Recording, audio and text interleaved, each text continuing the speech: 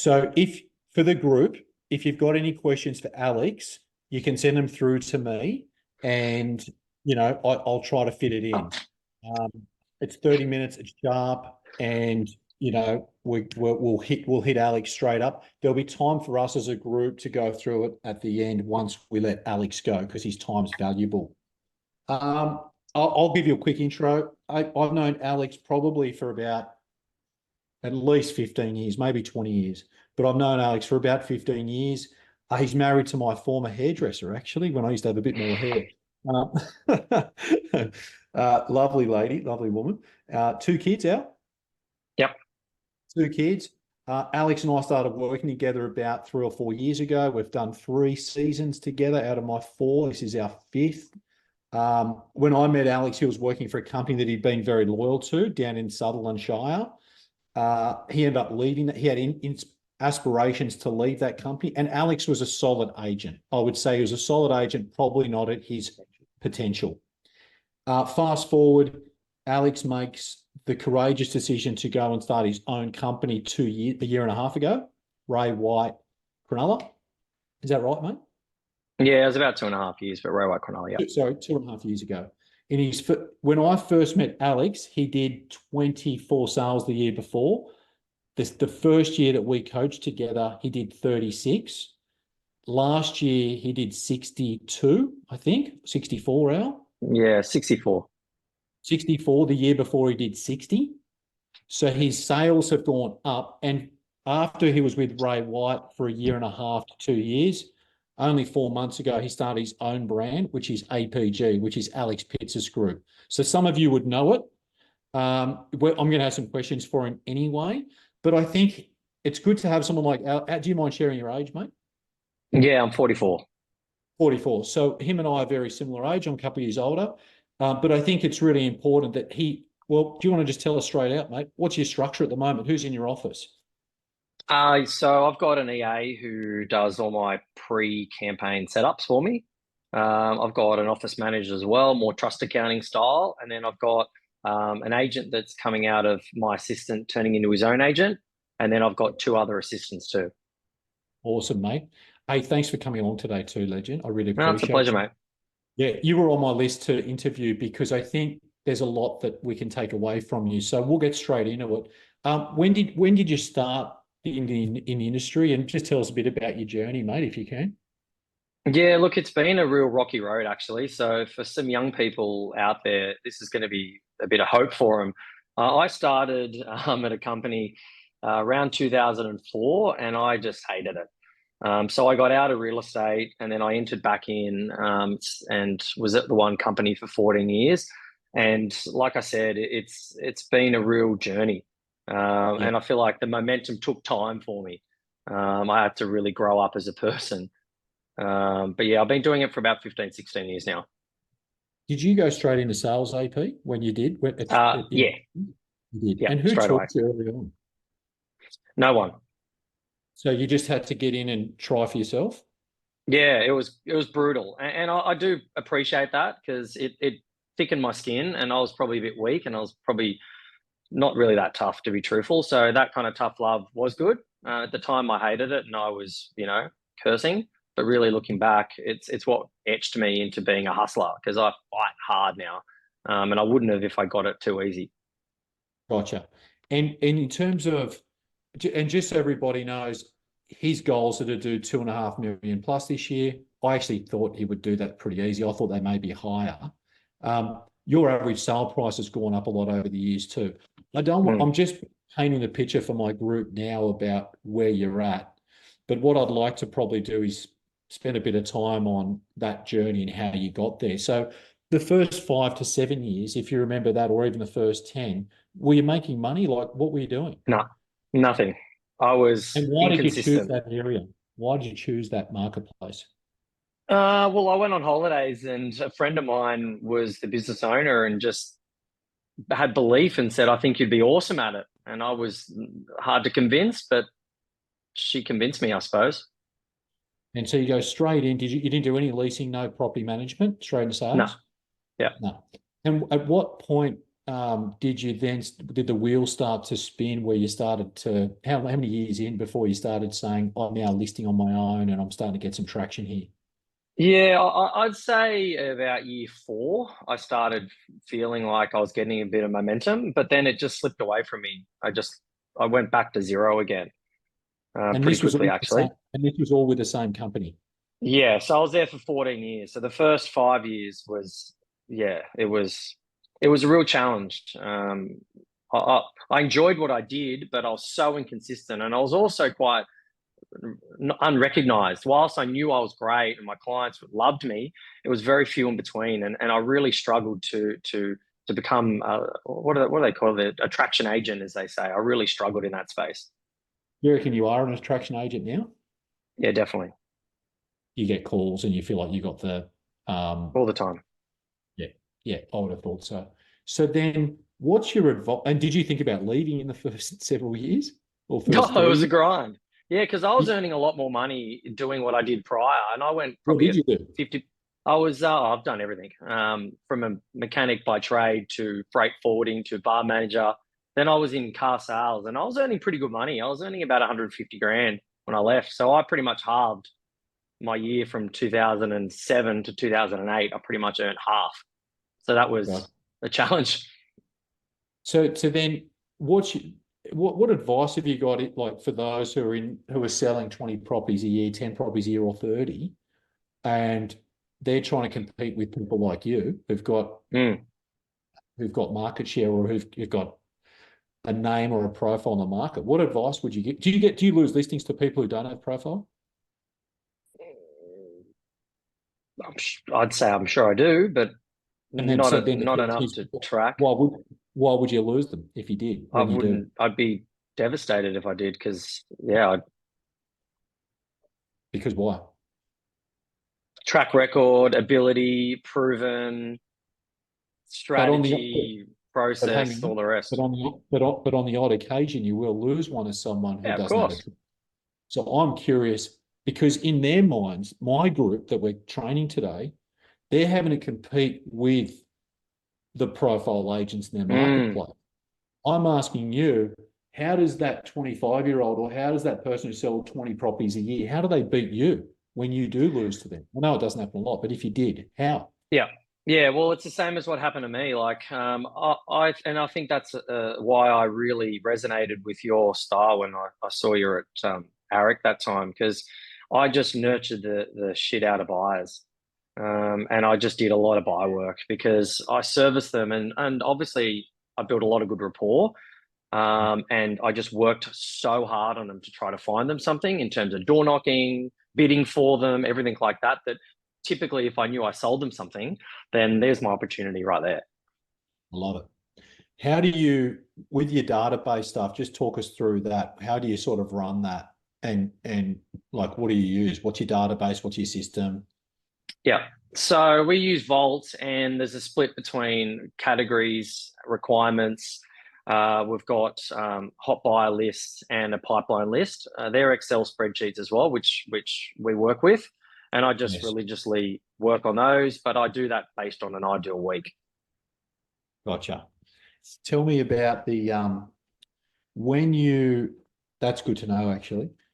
If how would you, if you go back to my group here, if we just talk about them, what do you think is the most important thing for them? It's probably no different to Jared and just so everybody knows, Jared, Ben, and Brianna work for Brianna. you. Mm. What are you kind of telling? How are you telling them to spend their weeks? Are you telling them to spend it in the buyer space, or where are you directing them? Because they're Yeah, very soft. mostly. Yeah, mostly. I want them to use my name to get an appraisal or get in the door, but I want them to work on buyers because buyers turn into sellers, the long game. And also, if you nurture the hell out of a buyer and you do such great service to them, they don't care if you got 1 year experience or 20, they don't care. They just want to find the right place. If you treat them well and they buy something, they've got something to sell, at least the dialogue will be, let Alex and I come over. Obviously using my name as leverage, and then I can help them with a bit of momentum. And I'm curious because when we started working together, you were doing 20, you did something 20 something deals. And I know you were kind of thinking about leaving that company anyway, which no doubt. Mm.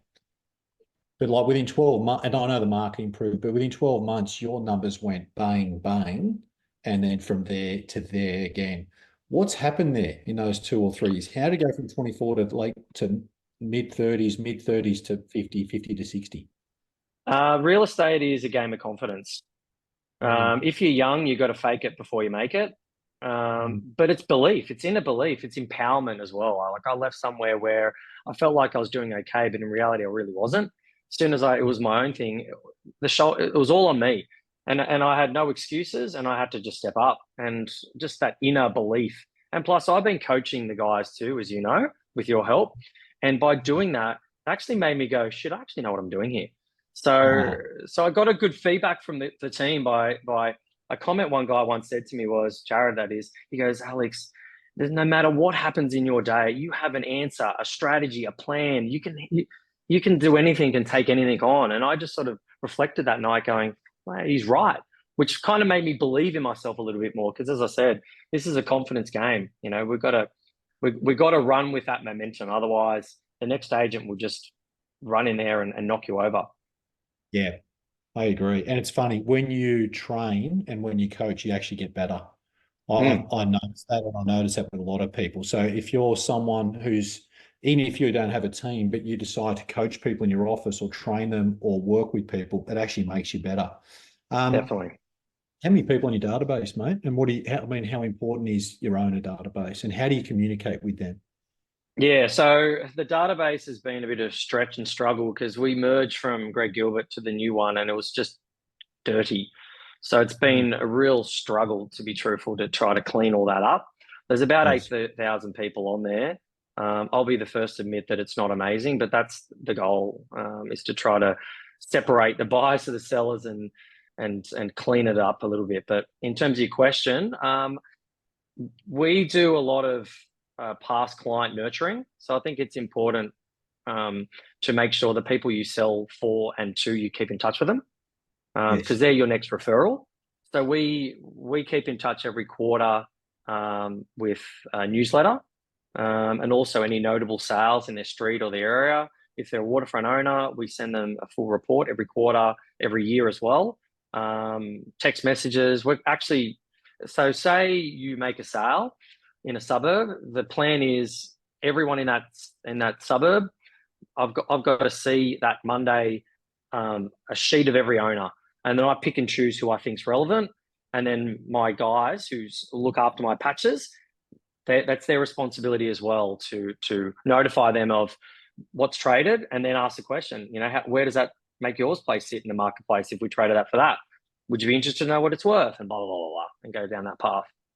Yeah. Yeah. What's the most common mistake you see agents not at your level making? I know it's a hard question, but I'm curious. Yeah. Probably, not asking the right questions and not qualifying the audience. Good one. Yeah.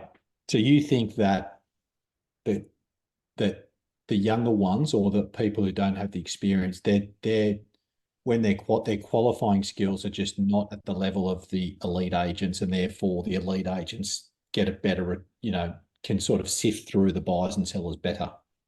Yeah, it's like a Ferris wheel. You could make 100 calls and get zero. I could make 5 calls and get 2 appraisals, Yeah, and Adrian Oddie. it's time management.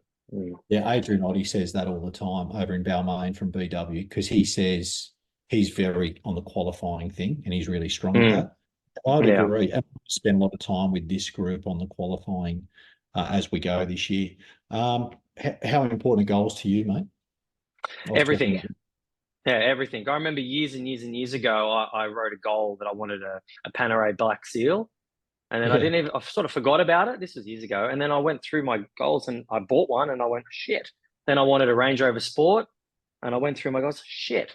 And so it kind of manifesting, and it's actually quite rewarding when you get to the end of the year and you look at your goals, there might be 10 of them or 15 and you've done 70% of them.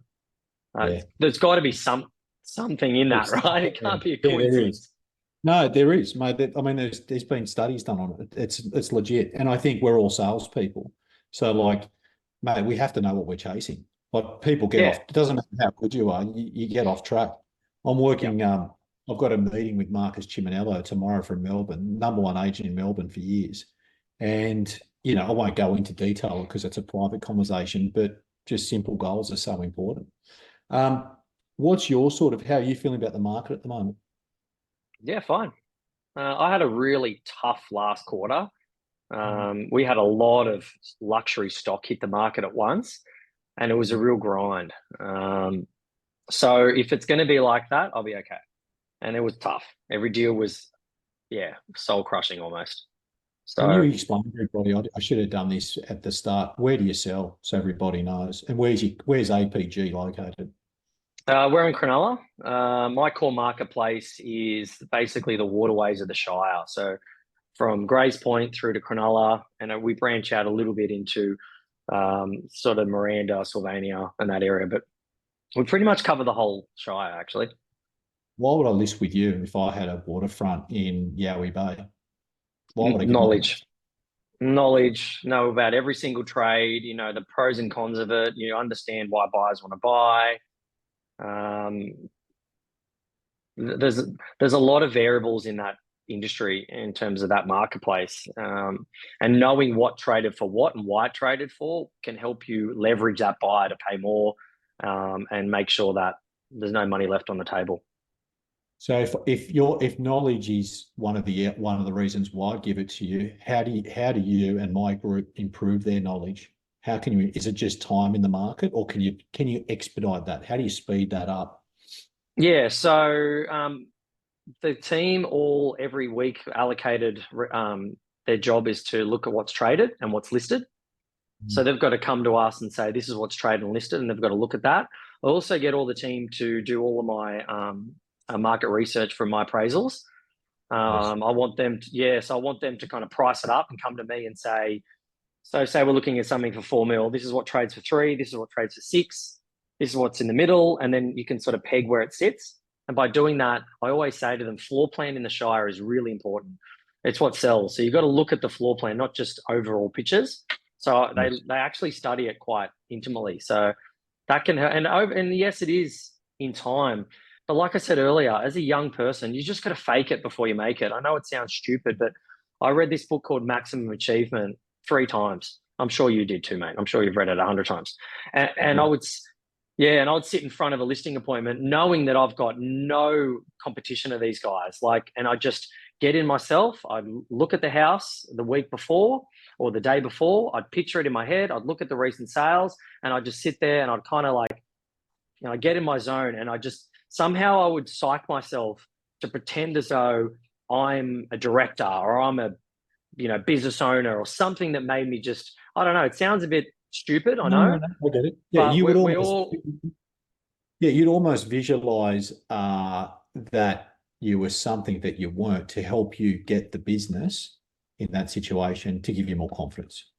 yeah, and at the same time in the backdrop, I actually was selling a lot of the agents' listings, like because I was working so good with buyers, and I had a really good way to actually get the right information from the buyers. Like I just spoke to them like they were a friend of mine. Like I removed that whole real estate bullshit and the spiels and the dialogue. I know you need it, but I tried to make it suit my personality, and I didn't want to be another agent in my marketplace. I wanted to be me, and I wanted it to be authentic, and it is, and that's our biggest strength is how we present ourselves. Is like our clients.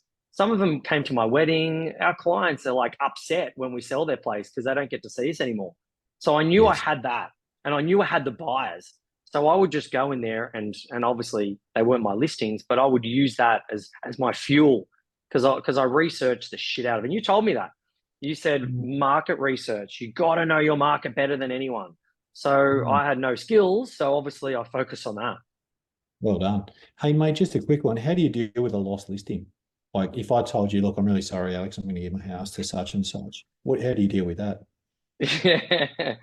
Ivan, you've helped me immensely in this space. Well, maybe you can help with my group. Maybe you can help my group because it's never easy because I've lost hundreds and I've lost maybe 1,000. It sucks. How do you deal with it? Yeah. Yeah, I deal with it well now. I actually encourage it because you can't win them all, and I want to grow from it. So that's the big thing that I'm doing here is I think I can be better. So I want to try to work out where I went wrong. And you really helped me about a year ago when I lost this place, and I was so upset at myself. And you said, "You fucked up, mate." This week, I was like, "Oh, you're right." And I suppose, like you said, we all get off track, and that just really cemented that I whilst I want to share my opinion and I feel like what my advice is correct, that audience sometimes doesn't need to hear that at that point. So I reflect on it, and now I reckon 24 hours, I've forgotten about it already. So get it, think about it, move on. Has to be, because you sit there and you're like mulling on it, and then the phone rings and you pick up the phone and you're flat. You lost an opportunity. You're not hitting the phones hard. You lost your energy. Then it's more at stake than just that lost listing. I'm going to ask 3 more questions before we say goodbye. And these questions are challenges that my group have, they're quite common with the group. The first one is, how do you progress right now? I'm talking about right now. How are you progressing buyers if they're sitting on the fence a bit and towards in last year? How do you actually progress them or create urgency with a buyer? Say you've got I'll give you an example. Say you've got a house on the market right now in Yowie Bay, and there's a buyer there who's got a contract but hasn't made an offer. And they're saying, I don't know, like I like it, but there's going to be more houses on the market in February, March. How do you progress? If you've got a way to progress them? Yeah, definitely. I take it away from them. I'll go and try to sell them something else. But you go show them another house and they say the same thing. Well, I'd probably question their motivation as to why they're moving. And maybe they're not really a buyer. Good one. So if or maybe I'd just pose a question, make a hypothetical. Maybe I'd probably say this. I'd probably say, devil's advocate, hypothetically, if you saw this sell online, I didn't ring you, what's your immediate reaction? Is it, you got the shits at me, you're pissed off, or who cares? Next one will come. Oh, so that's, that's a good way to flush them out. Yeah, you're qualifying me to say, yeah, I would have been really annoyed if you didn't let me know because I want it, or yeah, whatever, which means I'm probably not a buyer. Yeah, or not for that. And what about if you've got a seller who's saying, I want to do something, maybe April? Yep. Yeah, so good example. I had a client who wants to sell in April, exactly. So I just rang her and said, hey, Sharon, if I had the right buyer who'd pay the right price now, is that a good thing for you, or is that going to make things complicated? What did she say? She said, that's a great thing. At what level are you talking? Let me talk to my husband. That's it. So you just took it from thinking April to, I'm going to talk to my husband now because maybe I might, like, if you had a buy now, I might do something now. Yeah. I love that question. So you just repeat that question for the group. So if I had a buyer at the right price, would that be a good thing for you, or would that make things complicated?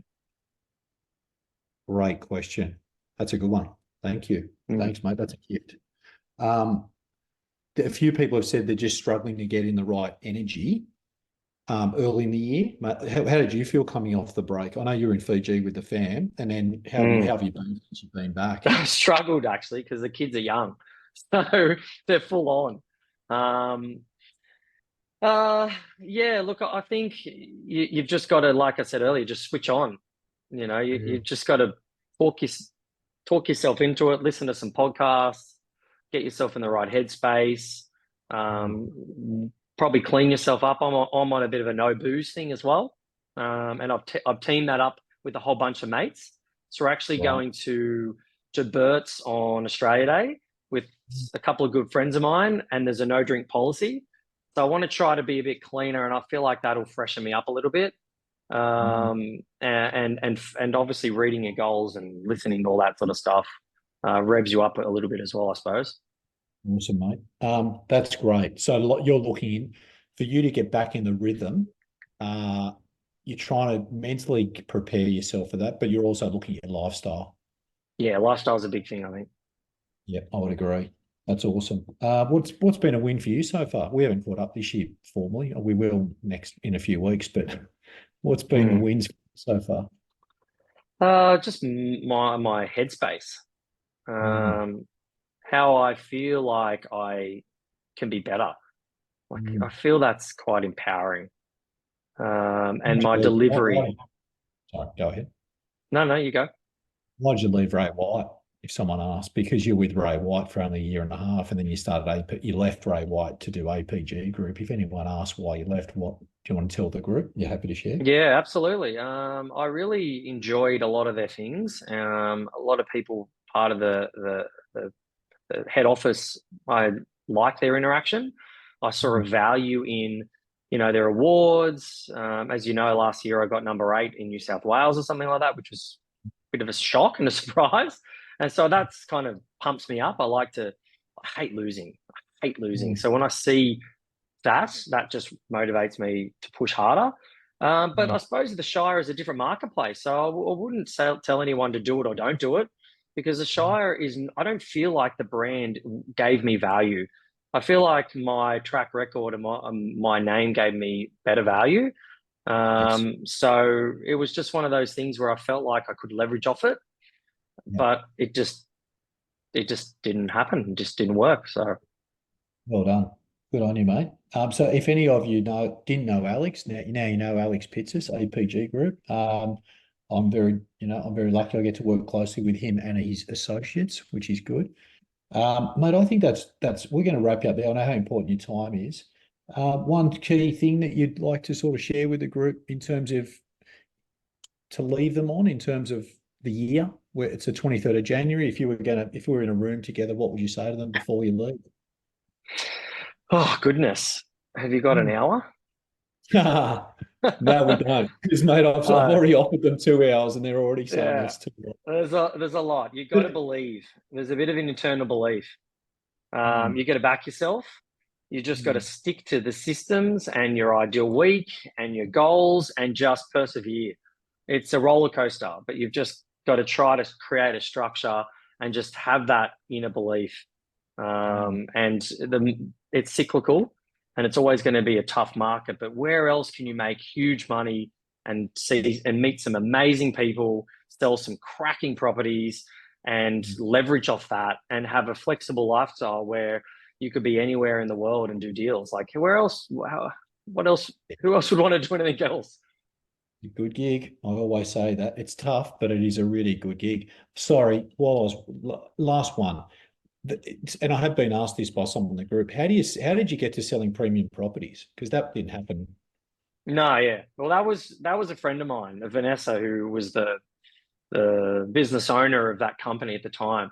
So that wasn't a big appeal for me as well, because the last place I was working at, it was like 1-bedroom units, and they were selling for 220 grand a pop. So obviously that step up, that marketplace was quite exciting because I've never had any money. The question is, how'd that happen? How did you go from selling? Because when I first started with you, there was a lot of sub 1.5 sales. Now you've got an average price and higher twos are over 3. I know the house price has gone up over the last few years in Sydney, but not that much. You're selling more waterfronts. How did that happen? Well, that was my core market when I started in 2007 and 8. So the boss was like the kingpin of waterfronts at the time. So I basically just sold all these listings. So out of that, not only did I get experience, I got a waterfront owner database, which I'd obviously just keep servicing. So that was initially where I started. Then as time went on, because I was so inconsistent and I was really up and down, I had to change strategy and not just focus on that.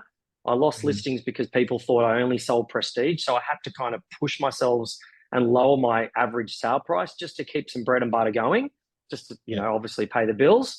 Then when I switched over to Ray White, APG, I wanted to bring myself into this marketplace for who I was and also what I really believed that I specialized in. So I just hammered down on that and I just focused on what I really knew. And then from there, it's just my momentum's built and I'm just going to run with that and just keep pushing that. I really like your marketing. Mate, thanks for coming in today. I've got a lot to get through with the group and I know you're busy. How many listings have you got at the moment, by the way? I think I've got about 13. Fantastic. Good man. Mate, enjoy the Australia Day weekend. I'll catch you in February. I'm very appreciative of you. Thank you. Mate, thank you, mate. Pleasure, mate. See you. Thank you. Bye-bye.